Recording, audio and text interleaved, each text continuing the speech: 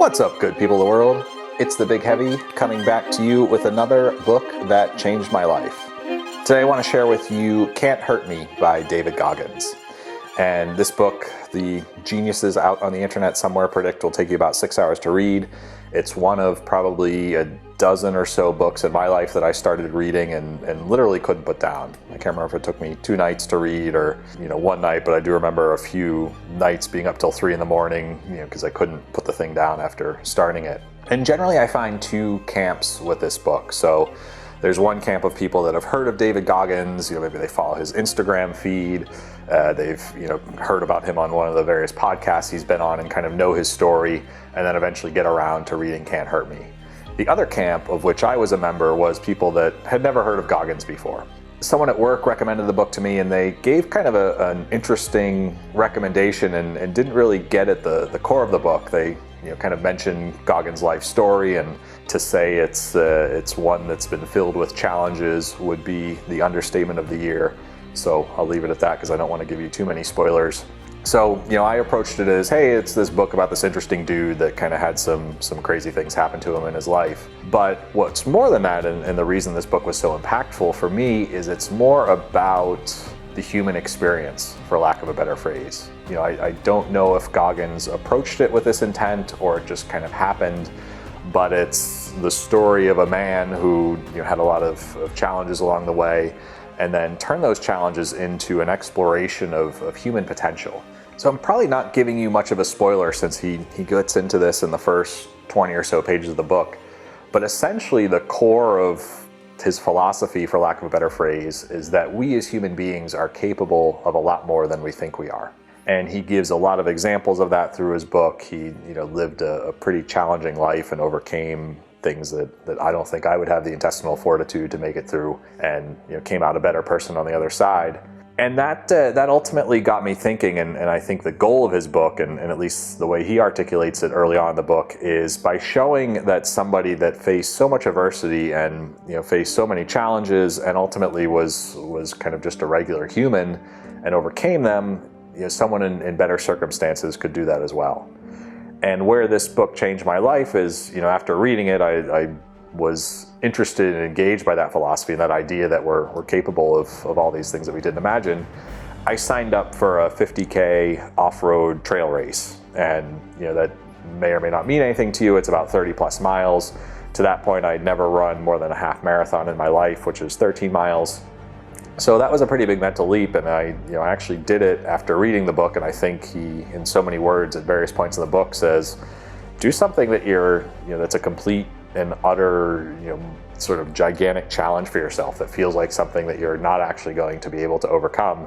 And the 50K for me was that. I'd never run a marathon, I'd always made excuses and whatnot, and I don't want to spend an hour talking about my 50K, but I ultimately did. I was successful, kind of met my objectives, and finished at the end and was like, hey, that was hard, but not as hard as I thought it was. And that really put that exclamation point on the Goggins philosophy that yes, as a human, we can do these things that we never thought were possible. That we have this reservoir of ability and capability that we don't tap on a day-to-day basis. Goggins talks about some of the reasons for that and some of his thoughts.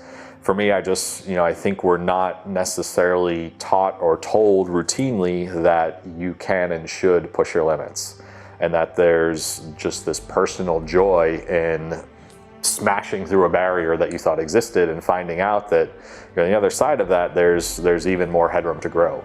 Goggins talks a lot about doing that on a physical challenge like a ultra marathon or like some event like that, but also emphasize a little bit that you can do that in a work context, you could do that in a creative context, that you kind of have set your own boundaries and done that for a variety of reasons, and once you get out of your own way, the sky's almost the limit. So in terms of athletic stuff, I'm doing something that's even more ridiculous that maybe I'll do a video on at some point, but there is a boundary somewhere out there. My body can only do so much, obviously, where we do have physical limitations, but I think they're way farther away than we think they are. And that's a pretty damn cool thing to realize. I mean, I think that is life-changing when you realize that you have this inherent level of ability and capability that's way beyond, frankly, where you imagined it was. You know, I thought maybe someday I could do a marathon and that would be the absolute extent of my running ability.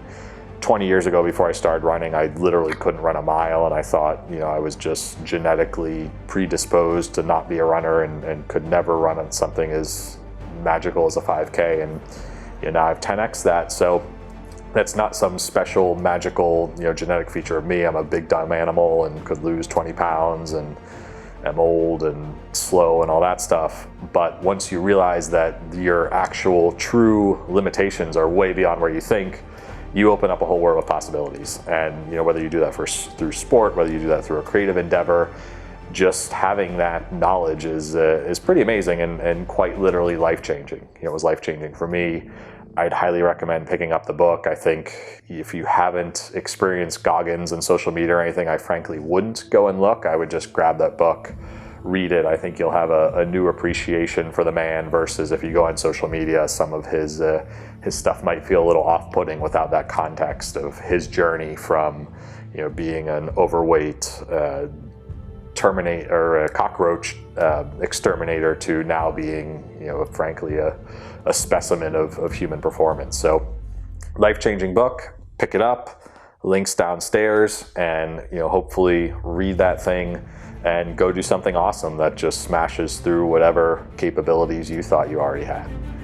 And with that, I wish you excellence. I wish you finding new boundaries for your performance, and wish you peace.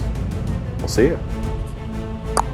Ever wonder why every talking head on YouTube asks you to hit the like and subscribe button at the end of their video? You are right, because we're living in a computer simulation. And our benevolent robotic overlords get just a little bit of energy every time you hit that like. So do me, the rest of civilization, and our benevolent robotic overlords a favor. Mash that subscribe, be kind to each other, keep living your simulated dreams.